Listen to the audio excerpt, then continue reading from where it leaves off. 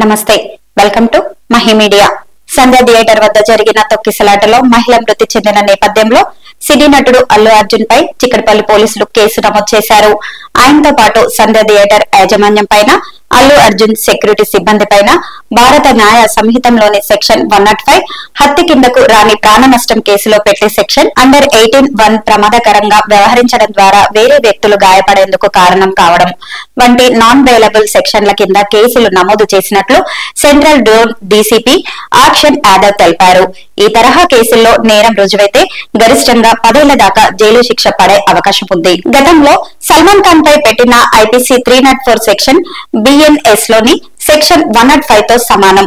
RTC cross road లోని సంధ్య 70mm theatre లో Pushpa 2 cinema premiere show సందర్భంగా బుధవారం రాత్రి జరిగిన తొక్కిసలాటలో రేవతి 39 సంవత్సరాల మహిళ మృతి చెందిన సంగతి తెలిసిందే. ఆమె కుమారుడు శ్రీతేజ్ పరిస్థితి విషమంగా ఉంది.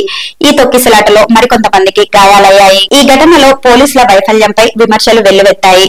దాంతో పోలీస్ ఉన్నతాధికారులు దిద్దుబాటు చర్యలకు ఉపక్రమించారు. గురువారం సాయంత్రం చిక్కడపల్లి పోలీస్ స్టేషన్ లో సెంట్రల్ జోన్ డీసీపీ మీడియా సమావేశం ఏర్పాటు చేసి వివరాలు వెల్లడించారు. ప్రీమియర్ షో వీక్షించడానికి హీరో అల్లు అర్జున్ వస్తున్నట్లుగా సంధ్య థియేటర్ యాజమాన్యం పోలీసులకు సమాచారం ఇవ్వలేదని, హీరో థియేటర్ లోకి ప్రవేశించడానికి అనువుగా ఉండేలా ప్రత్యేక ప్రవేశ ద్వారం ఏర్పాటు చేయలేదని డీసీపీ తెలిపారు. అభిమానులను నియంత్రించే ఏర్పాట్లను గాని, ముందస్తు ప్రత్యేక భద్రతా చర్యలను గాని తీసుకోలేదని వివరించారు. ఇలాంటి పరిస్థితుల్లో ప్రైవేటు భద్రతా సిబ్బందితో థియేటర్ వద్దకు వచ్చిన అల్లు అర్జున్ నేరుగా థియేటర్ లోకి వెళ్లకుండా సమీపంలోని క్రిస్టల్ హోటల్ నుంచి ఓపెన్ టాప్ కార్ లో అభివాదం చేసుకుంటూ లోపలికి వచ్చారని, ఆయన్ను చూడడానికి సెల్ఫీలు దిగడానికి అభిమానులు పెద్ద ఎత్తున ఎగబడడం, వందలాది మంది ఒక్కసారిగా చొచ్చుకురావడంతో తొక్కిసలాట జరిగినట్లు విచారణలో తేలిందని డీసీపీ తెలిపారు. ఈ ఘటనలో మరణించిన రేవతి భర్త భాస్కర్ ఇచ్చిన ఫిర్యాదు మేరకు కేసు నమోదు చేశామని, విచారణ అనంతరం బాధ్యులపై చట్ట ప్రకారం చర్యలు తీసుకుంటామని స్పష్టం చేశారు.